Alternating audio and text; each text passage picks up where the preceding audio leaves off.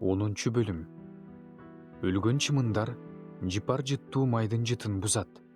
Кадыр барктуу адамдын кичине акылсыздыгы да анын акылмандуулугу менен кадыр баркына шек келтирет. Акылдуу адамдын жүрөгү оңго, акылсыздын жүрөгү солго жетелейт. Акылсыз кайсы жол менен бара жатса да, ага акыл жетишпейт. Ал өзүнүн акылсыз экенин ар кимге эле айта берет. Эгер башкаруучуң сага каарданса, ордуңду таштап кетпе. Анткени сабырдуулук чоң кылмыштарды да жаап коет. Мен күн астынан дагы бир жамандыкты көрдүм. Ал өкүмдардан кеткен жаңылыштык. Акылсыздарды өтө бийик орунга отургузушат. Ал эми байлар төмөнкү орунда отурушат. Мен ат үстүндө жүргөн кулдарды, ал эми төрөлөрдүн кулдарга окшоп жөө жүргөнүн көрдүм. Ор казган адам казган оруна өзү түшөт. Дубалды ураткан адамды жылан чагат. Ташты ордунан жылдырган адам бир жерин мертинтип алышы мүмкүн. Отун жарган адам бир жерин кокустатып алышы мүмкүн.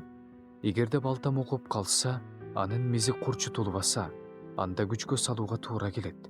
Бирок акылмандык муну оңдой алат. Эгерде жылан дарымдаганга чейин чагып алса, анда дарымдоочудан эч кандай пайда жок. Акылдуу адамдын оозунан чыккан сөз ырайым.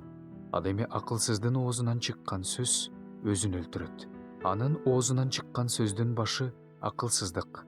Анын оозунан чыккан сөздүн аягы акылдан адашкандык. Адам алдыда эмне болоорун билбегенине карабастан, акылсыз адам оозуна келгенди сүйлөй берет. Өзүнөн кийин эмне болоорун ага ким айтып берет? Эмгек акылсызды алсыратат. Анткени ал шаарга бара турган жолду да билбейт. Өлкө, падышаң жаш бала болсо, сага кайгы. Төрөлөрүң таң атпай тамак иче баштаса, сага кайгы. Өлкө, падышаң тектүү тукумдан болсо сага жакшы. Төрөлөрүң тамакты ашыра тоюш үчүн эмес, кубаттаныш үчүн өз убагында жесе, сага жакшы.